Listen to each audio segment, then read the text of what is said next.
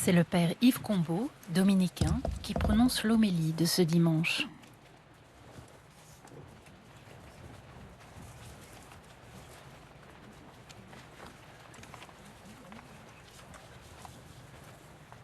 Est-il vraiment besoin, frères et sœurs, que je commente cet évangile?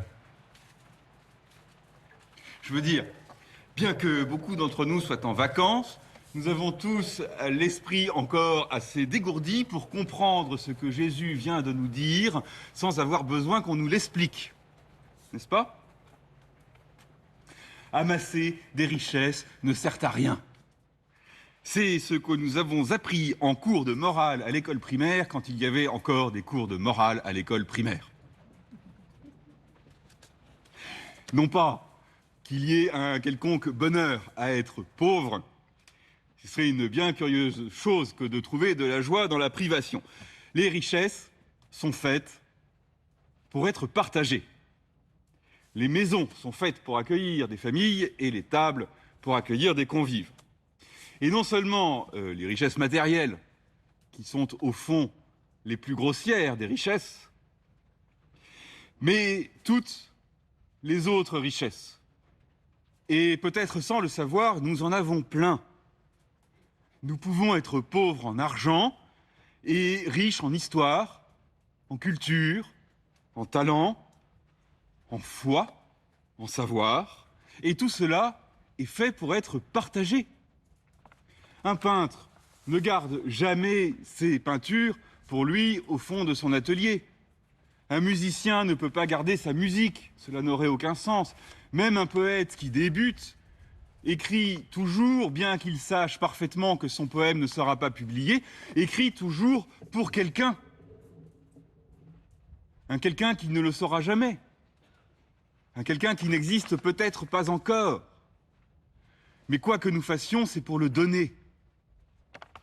Et parce que bon nombre d'entre vous, spectateurs qui vous joignez au jour du Seigneur par la télévision, parce qu'un bon nombre d'entre vous vivez seuls, vous savez comme moi que, comme nous tous, que le plus grand drame de la solitude, c'est de n'avoir personne à qui donner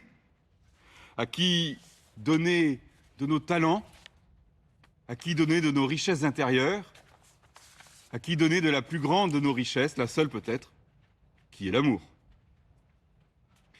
Et cela, frères et sœurs, cela, nous le savions déjà.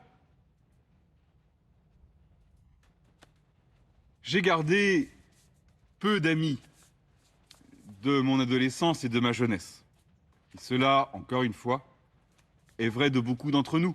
Et ceux que j'ai gardés, ce ne sont ni les plus brillants, ni les plus charismatiques, ni les plus drôles, ni même ceux dont j'eusse voulu être plus proche.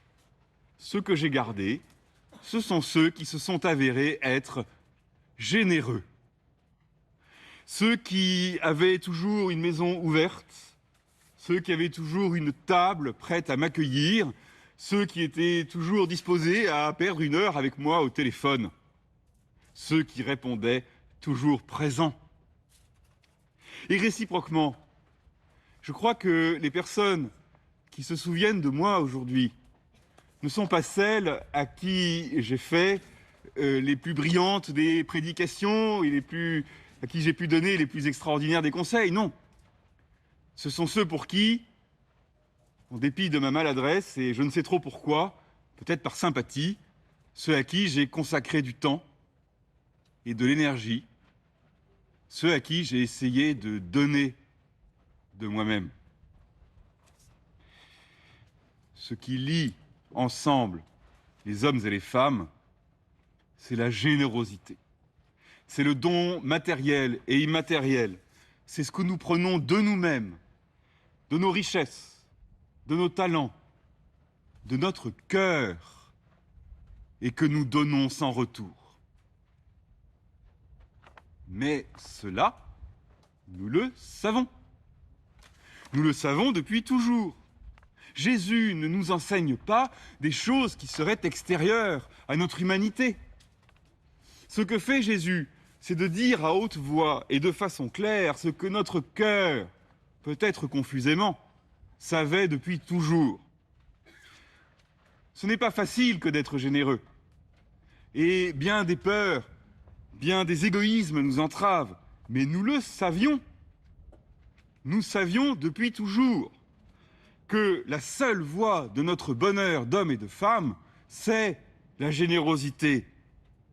La petite générosité de l'attention à autrui et du sourire, la grande générosité du don de soi. Mais vraiment, frères et sœurs, il n'était pas besoin que je commente cet évangile. Ce dont nous avons besoin maintenant, c'est seulement d'agir, de donner et de nous donner. Et alors, nous serons heureux. Amen.